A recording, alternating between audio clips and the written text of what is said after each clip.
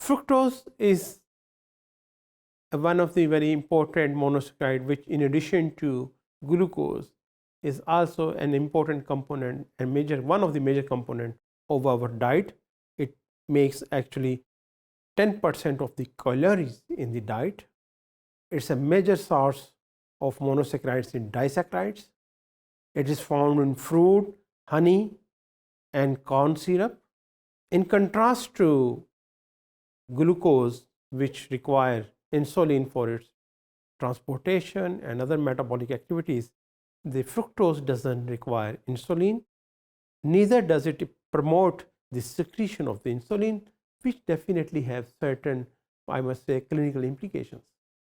The phosphorylation of fructose is also very interesting, that it is phosphorylated by what we say hexokinase or fructose kinase. The affinity of hexokinase to form fructose phosphate is much less as compared to fructose kinase. The fructose kinase convert fructose into fructose 1 phosphate by, of course, the donor molecule of the phosphate here is ATP.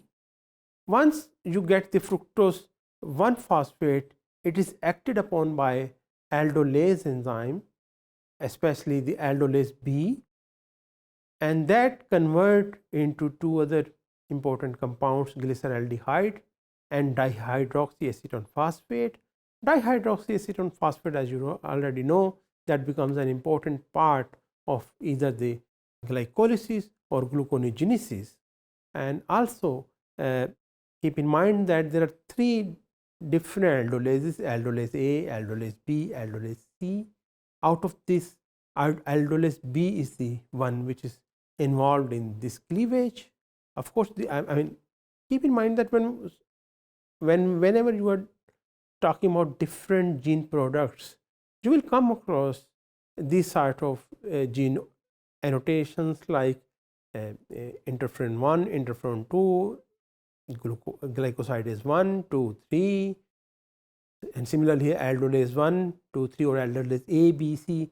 These actually are what we say the paralogs, that is the genes which arise by duplication, and that is these are different genes which are encoding the proteins which are structurally very similar.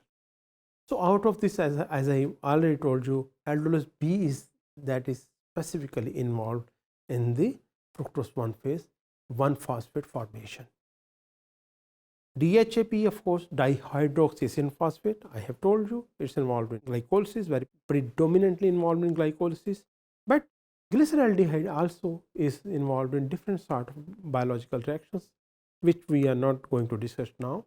This figure shows you how these products are generated from the metabolism of fructose, that is how fructose 1 phosphate is formed by the activity of fructose kinase, and how dihydroxyacetone phosphate and glyceraldehyde are formed by the activity of aldolase B.